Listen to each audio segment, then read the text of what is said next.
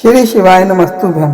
दुबड़ी साते भाद्रपद मास की शुक्ल पक्ष की सप्तमी दुबड़ी साते के नाम से मनाई जाती है। विधान: एक पटरे पर दुबड़ी, कुछ बच्चों की मूर्ति, सर्पों की मूर्ति, एक मटका और एक औरत मिट्टी से बना ले। उनको जल, दूध, चावल, रोली, आटा, घी, चीनी मिलाकर लोई बनाकर उनसे पूजे और दक्षिणा चढ़ावे। लोई बनाकर उनसे पूजे और दक्षिणा चढ़ावे। भीगा हुआ बाजरा भी चढ़ावे। मोट बाजरे का बायना निकालकर सास को पांव छूकर देवें। फिर कहानी सुनकर ठंडा भोजन खाना चाहिए। यदि किसी की पुत्री का विवाह उसी वर्ष हुआ हो तो उसका भी उद्मन करवाना चाहिए। उद्मन में मोट बाजरे की 13 कुंडी करके उसके ऊपर एक साड़ी ब्लाउज रखकर तथा 1 रुपया रखकर सासू जी के पैर छूकर दे देवें। कथा: एक साहूकार के 7 बेटे थे। जब वह अपने बेटे की शादी करता तो बेटा मर जाता। इस प्रकार उसके 7 में से 6 बेटे मृत्यु को प्राप्त हो चुके थे। एक दिन छोटे बेटे के विवाह की बात चली। शादी पक्की हो गई। इस लड़के की बुआ शादी में शामिल होने के लिए आ रही थी। रास्ते में उसे एक बुढ़िया मिली। बुढ़िया ने उससे पूछा, तुम कहाँ जा रही हो? तो बुआ ने बताया कि मैं अपने भतीजे के विवाह में जा रही हूँ, परंतु मेरे 6 भतीजे विवाह होते ही मर गए थे, यह 7वां है। यह सुनकर बुढ़िया बोली, यह तो घर से निकलते ही मर जाएगा। अगर बच गया तो रास्ते में एक पेड़ के नीचे दबकर मर जाएगा। अगर वहां से भी बच गया तो ससुराल में दरवाजा गिरने से दबकर मर जाएगा। अगर वहां से भी बच गया तो 7वें भावर पर सर्प के काटने से मर जाएगा। यह सुनकर बुआ बोली, माँ बचने का कोई उपाय है?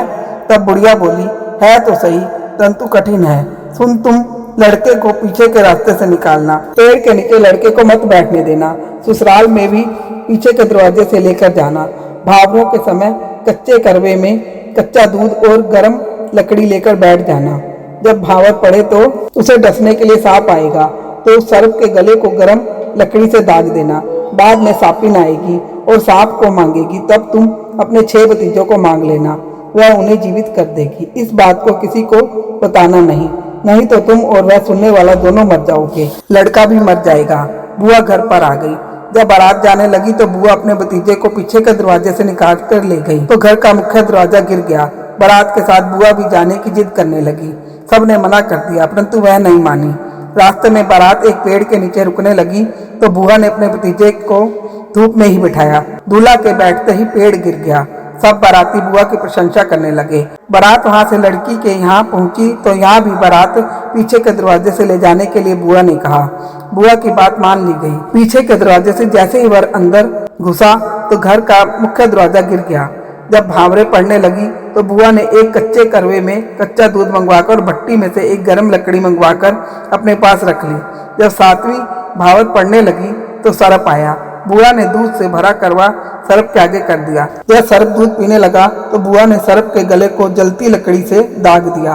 बाद में सांपिन आकर अपने सांप को मांगने लगी तो बुआ ने कहा, पहले मेरे 6 भतीजों को लाओ, तब तुम्हें सांप मिलेगा। सांपिन ने उसके 6 भतीजे जीवित कर दिए और सांप को लेकर चली गई। यह देखकर सब बाराती बुआ की प्रशंसा करने लगे।